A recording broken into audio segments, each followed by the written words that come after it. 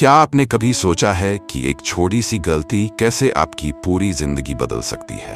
या कभी ऐसा मौका आपके सामने आया हो जिसे आपने हल्के में लिया हो और बाद में महसूस किया कि वह आपका सबसे बड़ा अवसर था? आज की इस कहानी में हम आपको बताएंगे कि कैसे मौका की अहमियत को पहचानना जिंदगी का सबसे बड़ा सबक बन सकता है। अंत तक जुड़े रहें, क्योंकि इस कहानी में छुपा है एक ऐसा राज जो आपकी सोच ही बदल देगा। और अगर आपने अभी तक सब्सक्राइब नहीं किया है तो नीचे दिए गए बटन पर क्लिक करें, क्योंकि हम ऐसी ही प्रेरक कहानियां आपके लिए लाते हैं। रवि एक 24 साल का नौजवान एक छोटे से गांव में रहता था। रवि का सपना था कि वह एक बड़ा आदमी बने, लेकिन हर बार वह बहाने बनाकर अपने सपनों से पीछा छुड़ा लेता।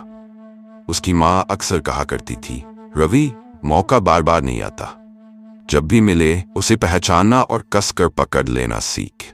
लेकिन रवि हमेशा हंसकर टाल देता और कहता, अरे माँ, अभी उम्र पड़ी है, कल देख लूंगा।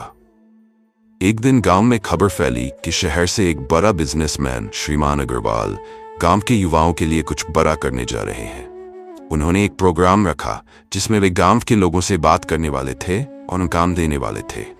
रवि की माँ ने उससे कहा, बेटा, ये तेरा मौका है, जा और अपनी काबिलियत दिखा। लेकिन रवि ने फिर हंसते हुए कहा, माँ, ये सब सिर्फ बातें हैं, इनमें कुछ नहीं रखा, मैं कहीं नहीं जा रहा। उस दिन रवि ने अपना समय अपने दोस्तों के साथ बिताया, जबकि गांव के बाकी नौजवान उस प्रोग्राम में गए। श्रीमान अग्रवाल ने उनमें से कुछ चुनिंदा युवाओं को अपनी कंपनी में काम करने का मौका दिया। कुछ दिनों बाद रवि के सबसे अच्छे दोस्त अमन ने उसे बताया कि वह शहर जा रहा है, क्योंकि उसे श्रीमान अग्रवाल की कंपनी में नौकरी मिल गई है। अमन ने कहा, रवि, मैंने तुझे भी बुलाया था, काश तू आ जाता। रवि पहली बार खुद को दोषी मानने लगा, लेकिन वह यह सोचकर खुद को तसल्ली देता रहा कि उसे और भी मौके मिलेंगे। कुछ महीनों बाद गांव में एक और मौका आया। इस बार एक एनजीओ ने गांव में महिलाओं और बच्चों के लिए एक प्रोजेक्ट शुरू किया। वे किसी को लीडर के रूप में नियुक्त करना चाहते थे। गांव के कई लोगों ने रवि को इसके लिए प्रेरित किया। उन्होंने कहा, तुम में वो काबिलियत है जो दूसरों में नहीं, तुम्हें जरूर कोशिश करनी चाहिए। लेकिन रवि ने बहाना बनाते हुए कहा, अभी मेरे पास समय नहीं है।